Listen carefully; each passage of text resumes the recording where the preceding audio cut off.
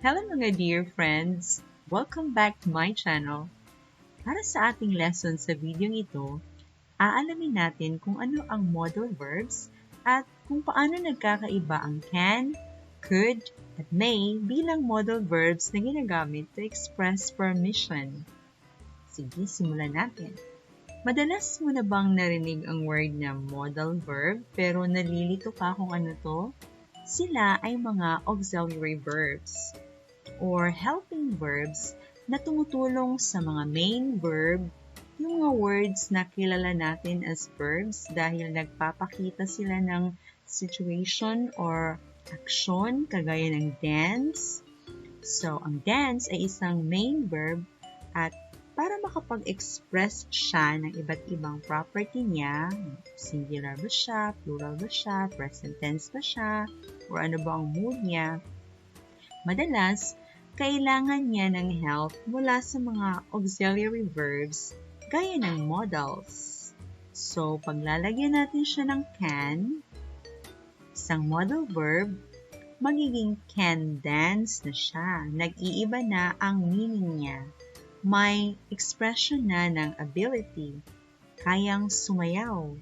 O pwede rin permission na pwedeng sumayaw. Dahil ang mga modal auxiliary verbs ay tumutulong sa main verb para makapag-express ng permission, prohibition, obligation, ability, possibility, necessity, and advice. Let's study muna the modal auxiliary verbs to express permission. Ano ba ang mga modals na ginagamit para makapag-express ng permission na pwedeng gawin ng isang bagay? So basically, ito yung can, could, at may. Reminder lang, minsan ang could ay past tense ng can. Pero kapag permission ang meaning nila, hindi ito past tense ng can. Ibang modal talaga ang turing sa kanya na may a little difference sa kahulugan. Sige, let's find out more about this. Dapat, pag nag-aaral tayo ng grammar, aside sa meaning, importante talaga na alamin natin ang tamang structure.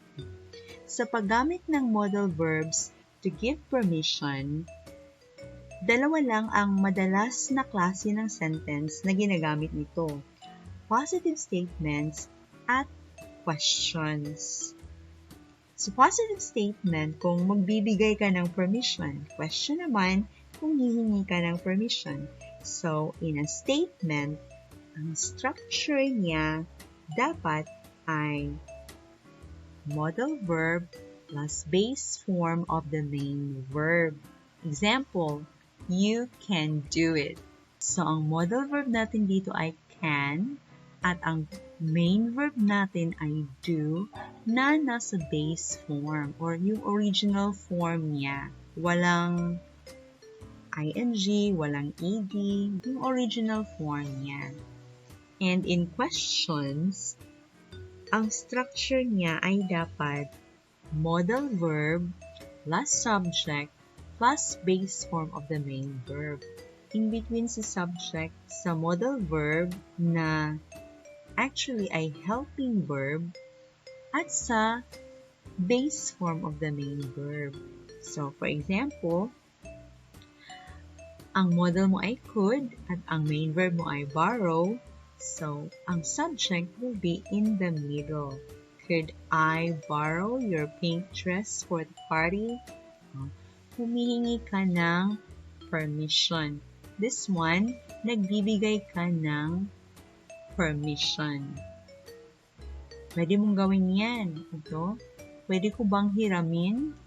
So, kapag nagbibigay ka ng permission na pwede, statements siya, positive statements. Kapag humihingi ka naman ng permission, so question form siya at ito ang kanyang structure. Si helping verb, si modal na could, si subject, tapos si main verb na base form. Kung meaning naman ang pag-uusapan, dalawa lang talaga ang intentions ng modals to express permission. At na-mention ko na siya kanina, no? Hihingi ka ng permission kung pwede ba, so magtatanong ka or magbibigay ka ng permission na pwedeng gawin to ng iba.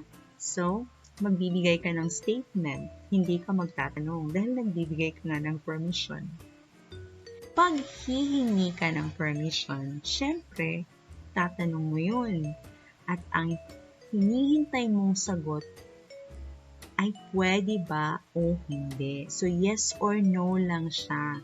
So, yes or no type of question ang gagamitin natin kapag mag-a-ask tayo for permission.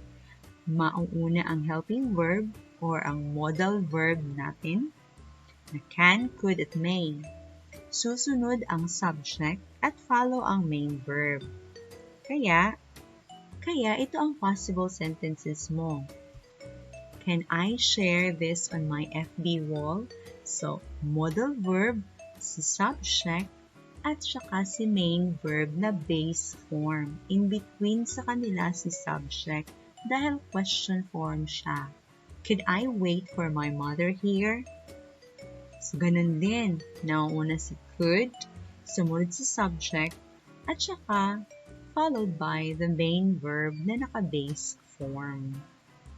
If you notice, ang subject natin ay madalas first person na I or we kasi madalas ang speaker yung humihingi ng permission. Next, may I enter the classroom? So, merong may, nauna si may, followed by the subject and the main verb na naka-base form. Tapos, question siya dahil you're asking for permission. Humihingi ka ng permission. So, lahat ito, can, could, at may, ay pwede mong gamitin for permission. Pero, may kaibahan sila ng konti, ng context or situation kung kailan sila gagamitin. Kung can, ang gagamitin mo, bagay siya sa mga casual na situation, mga casual na patanong, yung mga tinatanong mo ay very familiar at ka-level mo ang status kayo ng mga friends. Hindi ka masyadong nagpo-formal sa kanila. Pero pag medyo hindi familiar or di kaya hindi mo ka-level ng status yung tao, pwedeng older siya sa'yo or younger siya sa'yo at need mo na mas maging polite ang expression. So, could ang gagamitin natin. More formal siya at more polite than can. Siguro sa sentence na to, nasa mall ka, tapos yung tinanong mo yung guard, kung pwede ko bang hintayin yung mother ko sa area ito. So, dapat mas formal ka kasi hindi kayo familiar at nagtatrabaho siya. So, hindi pwedeng casual. Pero pag very formal naman ang kailangan mo na expression dahil siguro nasa office ka, nasa school, or may tinatanong, or ang tinatanong mo ay mga taong kagalang-galang dahil sa position nila. So, dapat very polite at formal tayo. So, tagamit tayo ng may. Very formal, most formal talaga siya sa tatlong modals na gagamitin in asking for permission. So, magkaiba sila ng level. Casual, formal, most formal. The same thing kung magbibigay ka ng permission. Gagamit pa rin ng can, could, at may. Pero, iba rin yung order ng sentence. Kasi statement na siya, hindi na siya question. So, mauuna na yung subject at susunod na ang helping verb na modal and then ang main verb. Tapos, yung iba pang mga part ng sentence. Kaya nito, you can share this on your FB wall. So, nauuna na yung subject. Ito, you na kasi ang nagbigay ng permission ay ikaw para sa ibang tao. So, madalas yung kausap mo ang binibigyan mo ng permission. Kaya, madalas yung subject natin ay hindi yung nagsasalita, kundi yung kausap niya or yung ibang tao na binibigyan ng permission. So, nauna na yung subject, sumunod na si modal na can, at ang partner niya na main verb na naka-base form. Ganon din sa could. You could wait for your mother here. Or sa may, you may enter the classroom. So, ganun pa rin, depende kung casual or very formal ang situation, gagamit tayo kung alin ang nababagay. So, can for casual lang, mga familiar people, hindi mo kailangan maging very formal. Or could, if you need to be more polite. And may, if you really have to be very formal. Kailangan mo talagang maging formal. Sige, let's see how much you have learned. Let's practice by making sentences of your own. Sumunod lang kayo sa direction per item. Number 1. You want to see your friend's new phone. Use can to ask for permission. So, ano ba ang magiging sentence natin kapag ito ang situation? Sige, try mo. And let's see kung pareho tayo. Can I see your new phone? Gamit ka lang ng can because friend naman kayo. So, no need to be very formal. Casual lang. Tapos, mauuna si can, susunod si subject, at followed by the main verb. Kasi question ang pag-ask ng permission. Number 2. You allow your sister to borrow your dress. Use can to give permission. Sige, let's see if pareho tayo ng mga na-construct na sentence. You can borrow my dress. So, binigyan mo siya ng permission, you allow, at gamit mo ang can. So, you can borrow my dress. Nauna na yung subject, nag-follow si modal verb at saka si main verb.